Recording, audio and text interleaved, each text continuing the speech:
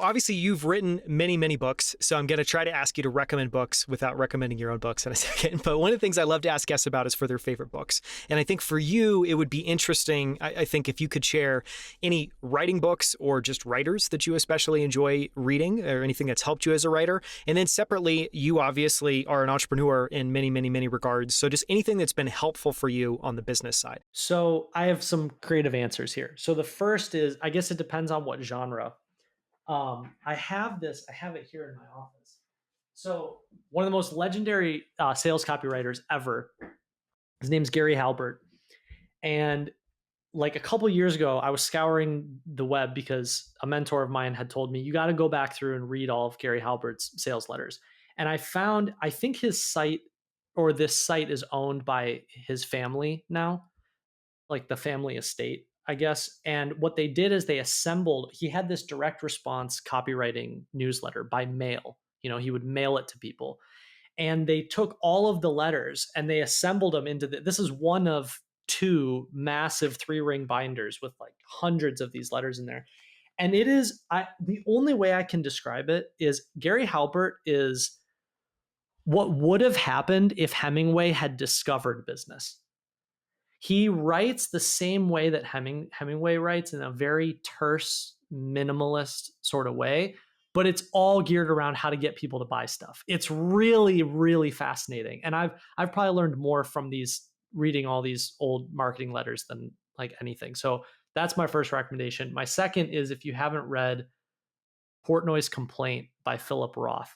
That was one of the most transformative books for me. It's just, I don't even know how to describe it. It's hilarious, but it's extremely well written and smart. It's fictional, but he was Jewish. And so it was pseudo memoir of growing up in a Jewish household, overbearing mother, strict but aloof father.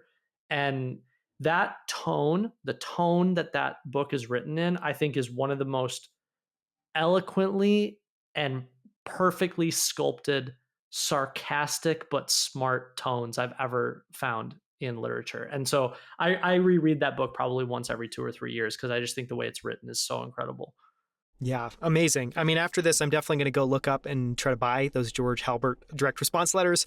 I have Gary Halbert. Sorry, Gary Halbert. Thank you. That's obviously going to be helpful.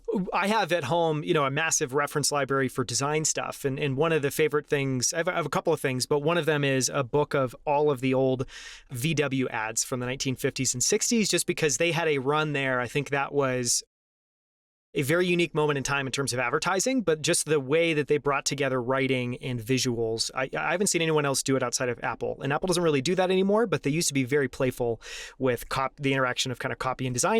And then the other one is I have a book of 1950s ads that's part cringeworthy because obviously everything has changed in terms of how we view roles in society and work and all of that.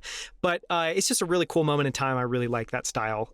Anyways, so I love those answers. There's a bunch, yeah. On that note, the Ogilvy on advertising is a bit similar, and that's a great. I'm a huge believer in going back and studying the old stuff. I just think it's for me, I guess the way I think about it is it just is flexing different. One, it opens up your mind into different ways that you can execute an idea, which is really powerful because no matter what you do, whether you're a writer or designer, working that part of your brain of how do you get out of what you're comfortable with and shake up your style a little bit and challenge yourself is really important.